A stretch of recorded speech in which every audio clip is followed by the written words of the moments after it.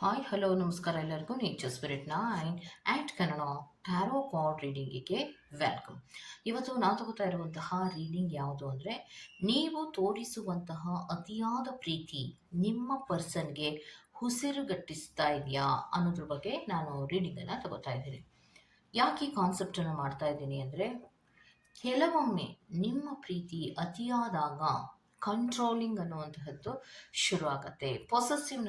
Possessiveness ಅನ್ನೋದು ಶುರು ಆಗತ್ತೆ.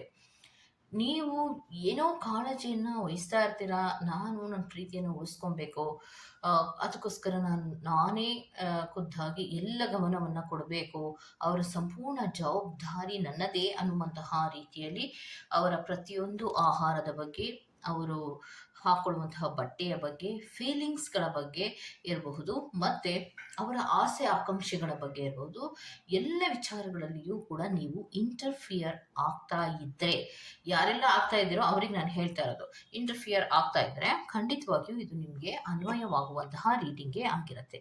ಅದು ತಪ್ಪಾ ಅನ್ನೋದಾದರೆ ಅದು ತಪ್ಪಿಲ್ಲ, ಆದ್ರೂ ಕೂಡ ಪ್ರೀತಿಯ ವಿಚಾರಕ್ಕೆ ಸಂಬಂಧಪಟ್ಟಂತೆ ಒಂದು ಕಮಿಟ್ ಆದ ತದನಂತರದಲ್ಲಿ ನಾವು ಪ್ರೀತಿಸುವಂತಹ ವ್ಯಕ್ತಿಗೆ ಫ್ರೀಡಮನ್ನು ಕೊಡದೇ ಇರೋದು ತಪ್ಪು.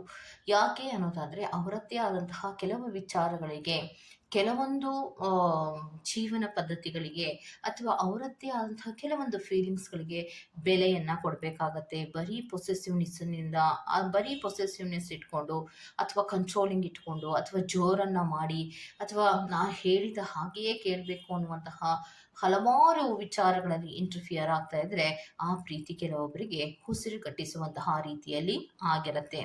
ಯೂನಿವರ್ಸ್ನಲ್ಲಿ ಕೆಲವೊಬ್ಬರು ಅದನ್ನು ಹೇಳಿರ್ತಾರೆ, ಮತ್ತೆ ಕೆಲವೊಬ್ಬರು ಅದನ್ನು ಹೇಳಿರೋದಿಲ್ಲ. ನಿನ್ನ ಪ್ರೀತಿ ನನಗೆ ತುಂಬ ಇರಿಟೇಟ್ ಆಗ್ತಾ ಇದೆ ಅಂತ ಹೇಳಿರ್ತಾರೆ ಕೂಡ. ಸೊ ಕೆಲವೊಬ್ಬರು ಹೇಳದೇ ಇದ್ರೂ ಕೂಡ ಅವರಿಗೆ ನೀವು ತೋರಿಸುವಂತಹ ಪ್ರೀತಿ, ಅತಿಯಾಗಿ ಕಾಳಜಿಯನ್ನು ತೋರಿಸುವಂತಹ ರೀತಿ ನಿಮ್ಮ ಪರ್ಸನ್ಗಳಿಗೆ ಇಷ್ಟ ಆಗ್ತಾ ಇರೋದಿಲ್ಲ. ಅದು ಉಸಿರುಗಟ್ಟಿಸ್ತಾ ಇರುತ್ತೆ. ಫ್ರೀಡಮನ್ನು ಕಳ್ಕೊತಾ ಇದ್ದೀನೇನೋ ಅನ್ನುವಂತಹ ಮನೋಭಾವ ಅವರಲ್ಲಿ ಮೂಡ್ತಾ ಇರುತ್ತೆ. ಓಕೆ, ಸೊ ಅಮೃತವು ವಿಷ ಅನ್ನುವಂತಹ ರೀತಿಯಲ್ಲಿ, ಅಂದರೆ ಕೆಲವೊಮ್ಮೆ ಅತಿಯಾಗಿ ಅಮೃತ ಸೇವಿಸಿದ್ರೂ ಕೂಡ ಅದು ವಿಷವಾಗಿ ಪರಿಣಾಮ ಬೀರುತ್ತೆ ಅನ್ನುವಂತಹ ಮಾತಿನ ರೀತಿಯಲ್ಲಿಯೇ ಅತಿಯಾದ ಪ್ರೀತಿ ಯಾವಾಗ ಶುರು ಆಗುತ್ತೋ, ಅಥವಾ ನಿಮ್ಮ ಕಡೆಯಿಂದ ಅತಿಯಾದ ಪ್ರೀತಿಯನ್ನು ಯಾವಾಗ ತೋರಿಸೋದಕ್ಕೆ ಶುರು ಮಾಡ್ತಿರೋ ಆಗ ಕೆಲವೊಬ್ಬರಿಗೆ ಅದು ಉಸಿರುಗಟ್ಟಿಸುವಂತಹ ರೀತಿಯಲ್ಲಿ ಆಗತ್ತೆ. ಅದೇ ತರಹ ನಿಮ್ಮ ಪ್ರೀತಿಯಲ್ಲಿಯೂ ನಿಮ್ಮ ಪರ್ಸನ್ಗೆ ಆಗ್ತಾ ಇದೆಯಾ ಅಥವಾ ಇಲ್ವಾ ಅನ್ನೋದ್ರ ಬಗ್ಗೆ ನಾವು ನೋಡ್ತಾ ಹೋಗೋಣ. ಸೊ ಇದೆಲ್ಲವೂ ಕೂಡ ಇನ್ ಜನರಲ್ ಆಗಿರುವಂತಹ ರೀಡಿಂಗ್ ಆಗಿರೋದ್ರಿಂದ ನಿಮಗೆ ರೆಸೊನೇಟ್ ಆದರೆ ಮಾತ್ರ ತಗೊಳ್ಳಿ. ಹಾಗೇನೆ ಸ್ಕ್ರೀನ್ ಮೇಲೆ ಕಾಣ್ತಾ ಇರುವಂತಹ ಒಂದು ನಂಬರ್, ಅದು ಪರ್ಸನಲ್ ರೀಡಿಂಗಿನ ನಂಬರ್ ಆಗಿರುತ್ತೆ. ಯಾರಿಗೆಲ್ಲ ಪರ್ಸನಲ್ ರೀಡಿಂಗಿನ ಅವಶ್ಯಕತೆ ಇದೆಯೋ ಅವರೆಲ್ಲರೂ ಕೂಡ ವಾಟ್ಸಪ್ ಮೆಸೇಜನ್ನು ಮಾಡೋದ್ರ ಮೂಲಕ ಪೇ ಮಾಡಿ ನಿಮ್ಮ ರೀಡಿಂಗ್ಸ್ಗಳನ್ನು ನೀವು ತಗೋಬಹುದಾಗಿರುತ್ತೆ. ಸೊ ರೀಡಿಂಗ್ಗಳನ್ನು ತಗೊಳ್ಳೋದಕ್ಕೆ ಮುಂಚಿತವಾಗಿ ಪ್ಲೀಸ್ ಸೆಲೆಕ್ಟ್ ಯುವರ್ ಆಪ್ಷನ್. ನಿಮ್ಮ ಎದುರುಗಡೆ ವಾಟರ್ ಗ್ಲಿಟರ್ ಪೆನ್ನನ್ನು ಆಯ್ಕೆಯಾಗಿ ಕೊಟ್ಟಿದ್ದೇನೆ. ಸೊ ಆ ಎರಡು ಕಲರಿನ ವಾಟರ್ ಗ್ಲಿಟರ್ ಪೆನ್ನಲ್ಲಿ ಯಾವ ಕಲರ್ ನಿಮಗೆ ತುಂಬ ಅಟ್ರಾಕ್ಟ್ ಆಗುತ್ತೋ ಆ ಕಲರನ್ನು ಸೆಲೆಕ್ಟ್ ಮಾಡ್ಕೊಳ್ಳೋದ್ರ ಮೂಲಕ ನೀವು ಅತಿಯಾಗಿ ತೋರಿಸುವಂತಹ ಪ್ರೀತಿಯ ಹೆಸರಿನಲ್ಲಿ ತೋರಿಸುವಂತಹ ಕಾಳಜಿ, ಈ ಎರಡೂ ಕೂಡ ನಿಮ್ಮ ಪರ್ಸನ್ಗೆ ಉಸಿರುಗಟ್ಟಿಸ್ತಾ ಇದೆಯಾ ಅಥವಾ ಅದು ಇಷ್ಟ ಆಗ್ತಾ ಇದೆಯಾ ಅನ್ನೋದ್ರ ಬಗ್ಗೆ ಖಂಡಿತವಾಗಿಯೂ ನೀವು ತಿಳ್ಕೊಬಹುದಾಗಿರುತ್ತೆ. ಹಾಗೇನೆ ಡಿಸ್ಕ್ರಿಪ್ಷನ್ ಬಾಕ್ಸಿನಲ್ಲಿ ಪ್ರತಿ ಫೈಲ್ನ ಟೈಮಿಂಗ್ಸ್ ಅನ್ನ ಕ್ಲಿಯರ್ ಆಗಿಯೇ ಮೆನ್ಷನ್ ಮಾಡಿರ್ತೀನಿ. ನೀವು ಯಾವ ಫೈಲ್ ಅನ್ನ ಸೆಲೆಕ್ಟ್ ಮಾಡ್ಕೊಂಡಿರ್ತೀರೋ ಆ ಫೈಲ್ನ ಟೈಮಿಂಗ್ಸ್ ಅನ್ನ ನೋಡಿ ಸ್ಕಿಪ್ ಆಗಿ ನಿಮ್ಮ ರೀಡಿಂಗ್ಸ್ ಗಳನ್ನ ನೀವು ತಗೋಬಹುದಾಗಿರುತ್ತೆ. ಓಕೆ, ರೀಡಿಂಗ್ ಅನ್ನು ಶುರು ಮಾಡೋಣ. Okay, let start. Okay, so file number 1 ಯಾರೆಲ್ಲ ಆಯ್ಕೆಯನ್ನು ಮಾಡ್ಕೊಂಡಿದ್ದೀರೋ ಸೊ ಅವರಿಗೆ ನಿಮ್ಮ ಪರ್ಸನ್ ಹೇಳ್ತಾ ಇರೋದು ಏನು ಅನ್ನೋದಾದರೆ, ನೀವು ತೋರಿಸುವಂತಹ ಅತಿಯಾದ ಪ್ರೀತಿ ಮತ್ತು ಪ್ರೀತಿಯ ಹೆಸರಿನಲ್ಲಿ ತೋರಿಸುವಂತಹ ಅತಿಯಾದ ಕಾಳಜಿ, ಈ ಎರಡೂ ಕೂಡ ನನಗೆ ಉಸಿರುಗಟ್ಟಿಸ್ತಾ ಇದೆ ಅನ್ನೋದನ್ನೇ ಹೇಳ್ತಾ ಇದ್ದಾರೆ. ಹೌದು, ನಿನ್ನಿಂದ ನನಗೆ ತುಂಬ ಉಸಿರುಗಟ್ಟಿಸುವಂತಹ ರೀತಿಯಲ್ಲಿ ಆಗ್ತಾ ಇದೆ. ಎಲ್ಲ ವಿಚಾರಗಳಲ್ಲಿಯೂ ನೀನು ಇಂಟರ್ಫಿಯರ್ ಆಗೋದು ನನಗೆ ಇಷ್ಟ ಇಲ್ಲ ಅನ್ನೋದನ್ನ ಅವರು ಸ್ಪಷ್ಟೀಕರಣವಾಗಿ ಕೊಡ್ತಾ ಇದ್ದಾರೆ. ಯಾಕೆ ಅನ್ನೋದಾದರೆ, ಸೊ ನಿನ್ನನ್ನು ನಾನು ಪ್ರೀತಿ ಮಾಡುವಾಗ ನೀನು ಇಷ್ಟೊಂದು ಪೊಸೆಸಿವ್ನೆಸ್ ಅನ್ನೋದು ನನಗೆ ಗೊತ್ತಿರಲಿಲ್ಲ, ಇಷ್ಟೊಂದು ಕಂಟ್ರೋಲ್ ಮಾಡ್ತೀಯಾ ಅನ್ನೋದು ನನಗೆ ಗೊತ್ತಿರಲಿಲ್ಲ. ನಿನ್ನಲ್ಲಿ ಪ್ರೀತಿಯ ಪ್ರಪೋಸಲ್ಗಳನ್ನು ಕೊಟ್ಟ ತದನಂತರದಿಂದ, ನಿನ್ನನ್ನು ಪ್ರೀತಿ ಮಾಡ್ತಾ ಇದ್ದೀನಿ ಅನ್ನುವಂತಹ ಕಮಿಟ್ಮೆಂಟನ್ನು ಕೊಟ್ಟ ತದನಂತರದಿಂದ ಅತಿಯಾದ ರೀತಿಯ ಕಂಟ್ರೋಲನ್ನು ಮಾಡ್ತೀಯಾ, ಪೊಸೆಸಿವ್ನೆಸ್ಸಿನಲ್ಲಿ ಬಿಹೇವನ್ನ ಮಾಡ್ತೀಯಾ, ಸ್ಟ್ರಾಂಗ್ ಆಗಿ ನೀನು ನನ್ನನ್ನು ಪ್ರತಿಯೊಂದು ವಿಚಾರದಲ್ಲಿಯೂ ಕೂಡ ಆಪೋಸನ್ನು ಮಾಡ್ತೀಯಾ. ನೀನು ಯಾವ ತರಹ ಯೋಚನೆ ಮಾಡಿ ನೀನು ಮಾಡ್ತಾ ಇದೆಯೋ ಅದು ನನಗೆ ಗೊತ್ತಿಲ್ಲ, ಆದರೆ ಅದು ನನಗೆ ಉಸಿರುಗಟ್ಟಿಸ್ತಾ ಇದೆ. ಮ್ಯೂಚುವಲ್ ಅಂಡರ್ಸ್ಟ್ಯಾಂಡಿಂಗ್ ಅಲ್ಲಿ ನಾವು ಇರಬೇಕಿತ್ತು, ಸ್ಟ್ರಾಂಗ್ ಬಾಂಡೇಜ್ ಅಲ್ಲಿ ನಾವಿಬ್ರು ಇರಬೇಕಾಗಿತ್ತು, ಸೋಲ್ಮೇಟ್ ಕನೆಕ್ಷನ್ ಅನ್ನುವಂತಹ ರೀತಿಯಲ್ಲಿ ನಾವಿಬ್ರು ಇರಬೇಕಾಗಿತ್ತು. ಆದರೆ ಅದ್ಯಾವುದು ಕೂಡ ನಮ್ಮಿಬ್ಬರಲ್ಲಿ ಇಲ್ಲ ಅನ್ನೋದನ್ನ ಸ್ಪಷ್ಟೀಕರಣವಾಗಿ ಹೇಳ್ತಾ ಇದ್ದಾರೆ. ಯಾಕೆ ಅಂದ್ರೆ ಪ್ರೀತಿಯ ಕಮಿಟ್ಮೆಂಟಿನ ತದನಂತರದಲ್ಲಿ ನಿಮ್ಮಲ್ಲಿ ಆದಂತಹ ಒಂದು ಟ್ರಾನ್ಸ್ಫಾರ್ಮೇಶನ್ಗಳು, ಅವರ ಬಗ್ಗೆ ನೀವು ಕಾಳಜಿಯನ್ನು ತೋರಿಸ್ತಾ ಇರೋದಿರಬಹುದು, ಪೊಸೆಸಿವ್ನೆಸ್ಸಿನಲ್ಲಿ ಮಾತಾಡ್ತಾ ಇರೋದಿರಬಹುದು, ಅತಿಯಾದ ಕಂಟ್ರೋಲ್ ಮಾಡುವಂತಹದ್ದಿರಬಹುದು, ಮತ್ತೆ ಎಕ್ಸ್ಟ್ರಾ ನಿಮ್ಮ ಕಡೆಯಿಂದ ಆಗ್ತಾ ಇರುವಂತಹ ರೆಸ್ಪಾನ್ಸಿಬಿಲಿಟೀಸ್ಗಳಿರಬಹುದು. ಇದೆಲ್ಲವೂ ಕೂಡ ಅವರಿಗೆ ತುಂಬಾ ಉಸಿರುಗಟ್ಟಿಸುವಂತಹ ರೀತಿಯಲ್ಲಿ ಆಗ್ತಾ ಇದೆ ಅನ್ನುವಂತಹ ಉತ್ತರವನ್ನ ಕೊಡ್ತಾ ಇದ್ದಾರೆ. ಈ ಪ್ರೀತಿ ಏನು ವಂಡರ್ ಅನ್ನುವಂತಹ ರೀತಿಯಲ್ಲಿ ಏನೂ ಇಲ್ಲ. ಈ ಪ್ರೀತಿಯಲ್ಲಿ ಏನೋ ಒಂದು ಸ್ಟ್ರಾಂಗ್ ಬಾಂಡೇಜ್ ಇದೆ ಅಂತಲೂ ನನಗೇನು ಅನ್ನಿಸ್ತಾ ಇಲ್ಲ. ಸೊ ಈ ಪ್ರೀತಿ ಎಂಡಿಂಗ್ ಆದ್ರೆ ಸಾಕು ಅನ್ನುವಂತಹ ಮನಸ್ಥಿತಿಯಲ್ಲಿ ಇದೆ. ನಿನ್ನಲ್ಲಿ ಒಂದು ಟ್ರೆಡಿಷನಲ್ ಆದಂತಹ ಒಂದು ಬಿಲೀವ್ಸ್ಗಳೇ ಇಲ್ಲ. ಅಂದ್ರೆ ನೀನು ಕರೆಕ್ಟ್ ಆದಂತಹ ಆಲೋಚನೆಗಳನ್ನ ಮಾಡೋದಿಲ್ಲ, ತಪ್ಪು ಸರಿಗಳ ಬಗ್ಗೆ ಸರಿಯಾಗಿ ಜಡ್ಜ್ ಅನ್ನ ಮಾಡೋದಿಲ್ಲ, ಮತ್ತೆ ಕಮಿಟ್ಮೆಂಟ್ ಅನ್ನ ಕೂಡ ನೀನು ಸರಿಯಾಗಿ ಕೊಡೋದಿಲ್ಲ. ಅಂದ್ರೆ ಕಮಿಟ್ಮೆಂಟಿನ ಹೆಸರಿನಲ್ಲಿ ನೀನು ನನ್ನನ್ನ ಕಟ್ ಹಾಕ್ತಾ ಇದೆಯಲ್ಲ, ಅದು ನನಗೆ ಯಾವುದೂ ಕೂಡ ಇಷ್ಟ ಇಲ್ಲ. ಈ ಪ್ರೀತಿ ಯಾವಾಗ ದೂರ ಆಗುತ್ತೋ ಅನ್ನುವಂತಹ ರೀತಿಯಲ್ಲಿಯೇ ಇದ್ದೇನೆ. ನನಗೆ ಈ ಪ್ರೀತಿಯ ಬಗ್ಗೆ ಯಾವುದೇ ರೀತಿಯ ಗಮನ ಇಲ್ಲ ಅನ್ನೋದನ್ನ ಸ್ಪಷ್ಟೀಕರಣವಾಗಿ ಹೇಳ್ತಾ ಇದ್ದಾರೆ. ಯಾಕೆ ಅಂದ್ರೆ ಪ್ರೀತಿ ಅಂದ್ರೆ ಒಂದು ಫ್ರೀಡಮ್ ಅನ್ನ ಕಳ್ಕೊಳ್ಳೋದು ಅಲ್ಲ, ಅಥವಾ ಒಂದು ಗಿಣಿಯನ್ನ ತಂದು ಪಂಜರದೊಳಗೆ ಇಟ್ಟ ಹಾಗೆ ಅಲ್ಲ. ಪ್ರೀತಿ ಅಂದ್ರೆ ಇಬ್ರು ಕೂಡ ಸ್ವತಂತ್ರವಾಗಿರ್ಬೇಕು, ಸ್ವತಂತ್ರವಾಗಿ ಭಾವನೆಗಳನ್ನ ಹಂಚ್ಕೊಳ್ಳೋ ತರ ಇರಬೇಕು, ಒಬ್ರಿಗೊಬ್ರಿಗೆ ಅರ್ಥ ಮಾಡ್ಕೊಳ್ಳೋ ತರ ಇರಬೇಕು. ಆದ್ರೆ ನಮ್ಮಿಬ್ಬರ ಪ್ರೀತಿಯಲ್ಲಿ ಅದ್ಯಾವುದೂ ಇಲ್ಲ. ಸೊ ಆ ಕಾರಣಗಳಿಗೋಸ್ಕರವಾಗಿ ಈ ಪ್ರೀತಿ ಎಂಡಿಂಗ್ ಆದ್ರೆ ಸಾಕು ಅನ್ನುವಂತಹ ಮನಸ್ಥಿತಿ ನನಗೆ ಬಂದಿದೆ ಅನ್ನುವಂತಹ ಉತ್ತರಗಳನ್ನ ಕೊಡ್ತಾ ಇದ್ದಾರೆ.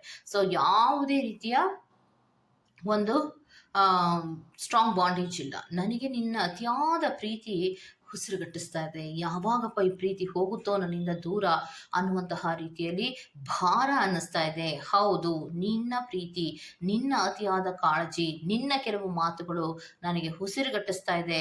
ಈ ಪ್ರೀತಿ ಯಾವಾಗ ಎಂಡ್ ಆಗುತ್ತೋ ಅನ್ನುವಂತಹ ರೀತಿಯಲ್ಲಿ ನಾನು ಕಾಯ್ತಾ ಇದ್ದೇನೆ ಅನ್ನುವಂತಹ ಉತ್ತರವನ್ನ ಕೊಡ್ತಾ ಇದ್ದಾರೆ. ಓಕೆ, ಸೊ ಇದಿಷ್ಟು ಪಾಯ್ ನಂಬರ್ 1 ಅವರ ರೀಡಿಂಗ್ ಆಗಿರುತ್ತೆ. Go to the next pie number 2. Pie number 2 pink colour ಇರುವಂತಹ ವಾಟರ್ ಗ್ಲಿಟರ್ ಪೆನ್ ಅನ್ನ ಯಾರೆಲ್ಲ ಆಯ್ಕೆ ಮಾಡ್ಕೊಂಡಿದ್ದೀರೋ, ಸೊ ನಿಮಗೆ ನಿಮ್ಮ ಪರ್ಸನ್ ಹೇಳ್ತಾ ಇರೋದು, ನೀವು ತೋರಿಸುವಂತಹ ಅತಿಯಾದ ಪ್ರೀತಿ ಮತ್ತೆ ಪ್ರೀತಿಯ ಹೆಸರಿನಲ್ಲಿ ತೋರಿಸುವಂತಹ ಅತಿಯಾದ ಕಾಳಜಿ, ಇದೆರಡೂ ಉಸಿರುಗಟ್ಟಿಸ್ತಾ ಇದೆಯಾ ಅಂದ್ರೆ ನಿಮ್ಮ ಪರ್ಸನ್ ಹೇಳುವಂತಹದ್ದು ಇಲ್ಲ ಅನ್ನುವಂತಹ ಉತ್ತರವನ್ನ ಕೊಡ್ತಾ ಇದ್ದಾರೆ. ಸೊ ನೀನು ತೋರಿಸುವಂತಹ ಪ್ರೀತಿ ಮತ್ತೆ ನಿನ್ನ ಕಾಳಜಿ ಎರಡೂ ಕೂಡ ನನಗೆ ತುಂಬಾನೇ ಮುಖ್ಯ ಅನ್ನೋದನ್ನ ಹೇಳ್ತಾ ಇದ್ದಾರೆ. ಓಕೆ, ಸೊ ಅವೆರಡೂ ಕೂಡ ಬೇಕೇ ಬೇಕು. ಪ್ರೀತಿಯ ವಿಚಾರದಲ್ಲಿ ನಾವೆಷ್ಟೇ ದೂರ ಇದ್ರೂ ಕೂಡ, ಅಥವಾ ಮೀಟ್ ಮಾಡೋಕ್ಕಾಗಿಲ್ಲ, ಮಾತಾಡೋಕ್ಕಾಗಿಲ್ಲ ಅಂದ್ರೂ ಕೂಡ, ನೀನು ಕೆಲವೊಂದು ವಿಚಾರಗಳಲ್ಲಿ ಮೆಸೇಜ್ ಮಾಡುವಂತಹ ರೀತಿ ಇರಬಹುದು, ಅಥವಾ ನಾನು ಸಿಕ್ಕಾಗ, ಯಾವಾಗಲಾದರೂ ಸಿಕ್ಕಾಗ, ಅಥವಾ ಕನೆಕ್ಟ್ ಆದಾಗ, ಅಥವಾ ಸೋಷಿಯಲ್ ಮೀಡಿಯಾಗಳಲ್ಲಿ ಸಿಕ್ಕಾಗ ನೀನು ನನ್ನನ್ನು ವಿಚಾರಿಸ್ಕೊಳ್ಳುವಂತಹ ರೀತಿ, ನಿನ್ನ ಕಾಳಜಿ ಎಲ್ಲವೂ ಕೂಡ ಸೂಪರ್ ಅನ್ನುವಂತಹ ರೀತಿಯಲ್ಲಿ ಉತ್ತರವನ್ನ ಕೊಡ್ತಾ ಇದ್ದಾರೆ. ಸೊ ಕೆಲವೊಬ್ಬರಿಗೆ ಇಲ್ಲಿ ಬ್ರೇಕಪ್ ಆಗಿರುವಂತಹ ಸಾಧ್ಯತೆಗಳು ಕೂಡ ಇದೆ. ಹಂಗೆ ಅಂದ್ರೆ ಲಾಂಗ್ ಡಿಸ್ಟೆನ್ಸ್ ರಿಲೇಶನ್ಶಿಪ್ನಲ್ಲಿ ಇದ್ದೀರಾ, ಅಥವಾ ಕೆಲವೊಬ್ಬರು ಬ್ರೇಕಪ್ನಲ್ಲಿಯೂ ಕೂಡ ಇರುವಂತಹ ಎನರ್ಜಿಗಳು ಇಲ್ಲಿ ರೆಪ್ರೆಸೆಂಟ್ ಆಗ್ತದೆ. ಆದರೂ ಕೂಡ ನಿಮ್ಮ ಪರ್ಸನ್ ನೀವು ತೋರಿಸುವಂತಹ ಕಾಳಜಿ ಮತ್ತೆ ಪ್ರೀತಿಯನ್ನ ಹೌದು ಅದು ಬೇಕಿತ್ತು ಅನ್ನುವಂತಹ ರೀತಿಯಲ್ಲಿ ಹೇಳ್ತಾ ಇರೋದು. ಸೊ ಒಟ್ಟಿನಲ್ಲಿ ಪಾಯ್ ನಂಬರ್ 2 ಯಾರೆಲ್ಲ ಆಯ್ಕೆಯನ್ನ ಮಾಡ್ಕೊಂಡಿದ್ದೀರೋ, ನಿಮ್ಮ ಪರ್ಸನ್ ಹೇಳ್ತಾ ಇರುವಂತಹದ್ದು, ನೀವು ತೋರಿಸುವಂತಹ ಅತಿಯಾದ ಪ್ರೀತಿ ಮತ್ತು ಪ್ರೀತಿಯ ಹೆಸರಿನಲ್ಲಿ ತೋರಿಸುವಂತಹ ಅತಿಯಾದ ಕಾಳಜಿ, ಈ ಎರಡೂ ಕೂಡ ನನ್ನ ಜೀವನಕ್ಕೆ ಅತ್ಯಂತ ಮುಖ್ಯ. ನೀನು ನನ್ನ ಜೀವನದಲ್ಲಿ ಬಂದ ಮೇಲೆ ನನಗೆ ಎಲ್ಲವೂ ಕೂಡ ಒಳ್ಳೆಯದಾಗಿದೆ, ಗುಡ್ ಲಕ್ ಅನ್ನುವಂತಹ ರೀತಿಯಲ್ಲಿ ಇದೆ ಅನ್ನೋದನ್ನ ಹೇಳ್ತಾ ಇದ್ದಾರೆ.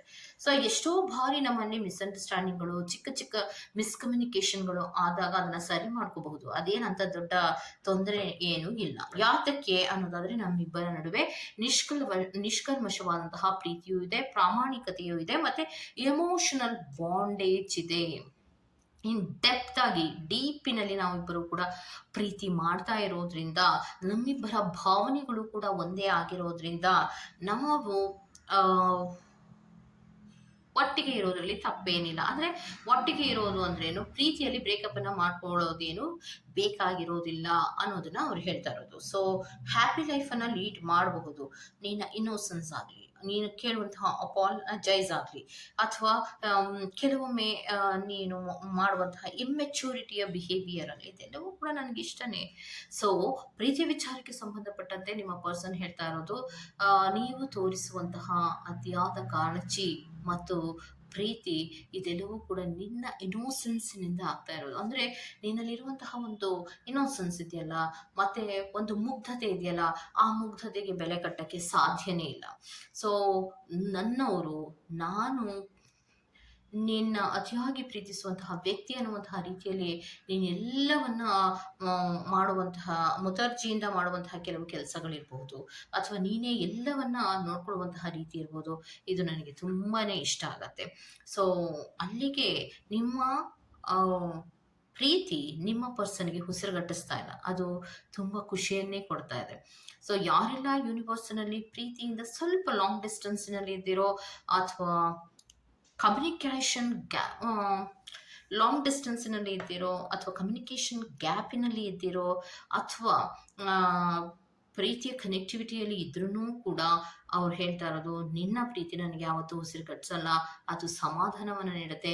ನೀನು ನನ್ನ ಲೈಫಿಗೆ ಬಂದ ಮೇಲೆ ಅದು ಗುಡ್ ಲಕ್ ಅನ್ನುವಂತಹ ರೀತಿಯಲ್ಲಿ ಎಲ್ಲವೂ ಕೂಡ ಬದಲಾವಣೆ ಆಗಿರೋದ್ರಿಂದ ನಿನ್ನ ಪ್ರೀತಿ ಏನು ನನಗೆ ಉಸಿರು ಕಟ್ಟಿಸ್ತಾ ಇಲ್ಲ ಅನ್ನುವಂಥ ಉತ್ತರವನ್ನು ಕೊಡ್ತಾ ಇದ್ದಾರೆ. ಓಕೆ, ಸೊ ಇದಿಷ್ಟು ರೀಡಿಂಗ್ ಆಗಿರುತ್ತೆ. ಈ ತರಹದ ರೀಡಿಂಗ್ ನಿಮ್ಗೆ ಇಷ್ಟ ಆಗಿದ್ರೆ ದಯವಿಟ್ಟು ಸಬ್ಸ್ಕ್ರೈಬ್ ಮಾಡಿ, ಪಕ್ಕದಲ್ಲಿ ಇರುವಂತಹ ಬೆಲ್ ಐಕಾನ್ ಅನ್ನು ಪ್ರೆಸ್ ಮಾಡಿ. ನಾನು ನಿಮ್ಮನ್ನು ಮತ್ತೊಂದು ರೀಡಿಂಗ್ಗಳಲ್ಲಿ ಸಿಗ್ತೇನೆ ಅಂತ ಹೇಳ್ತಾ, ಅಲ್ಲಿವರೆಗೂ ಚೆಕ್. ಬಾಯ್.